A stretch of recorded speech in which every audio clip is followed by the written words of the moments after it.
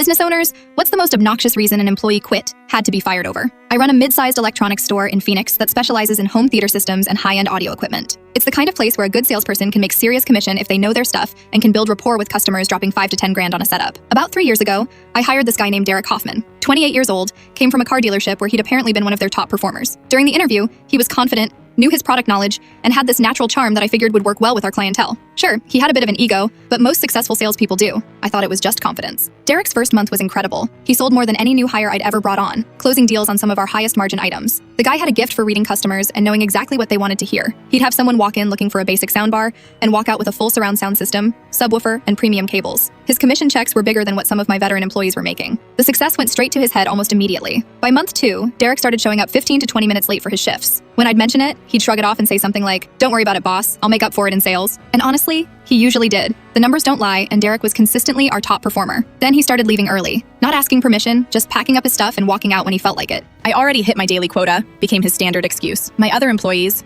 Jessica, Mike, and Tony, started grumbling about the special treatment Derek seemed to be getting. But what was I supposed to do? Fire the guy bringing in 30% of our monthly revenue? Derek's attitude got progressively worse over the following months. He'd take the best leads, cherry-pick the customers who looked like they had money, and leave the tire kickers for everyone else. He started making comments about being the star player and how the store would fall apart without him. The other employees were getting fed up, but Derek's sales numbers kept climbing. The breaking point came on a busy Saturday in November. We had a decent crowd in the store, maybe 8 or 10 customers browsing around. Derek rolled in at 10:47 a.m. for a 10 a.m. shift, looking like he'd just rolled out of bed. His hair was a mess, shirt wrinkled, and he reeked of cologne trying to cover up what smelled like last night's drinking. Jessica was helping a couple look at our premium speaker display when Derek walked past. She glanced at the clock on the wall and said, pretty quietly, "Derek, you're almost an hour late again. We could have used you here earlier." That's when Derek completely lost his mind. In front of a store full of customers, this grown man threw an absolute tantrum. He spun around, his face turning red, and at the top of his lungs screamed, "I make the most sales and I have the biggest D, so you can all FF." The entire store went dead silent. I'm talking pin drop quiet. Everyone, customers, employees, even the background music seemed to stop, just froze and stared at this guy having a complete meltdown in the middle of our showroom floor. I was in my office doing paperwork when I heard the shouting. By the time I made it to the sales floor,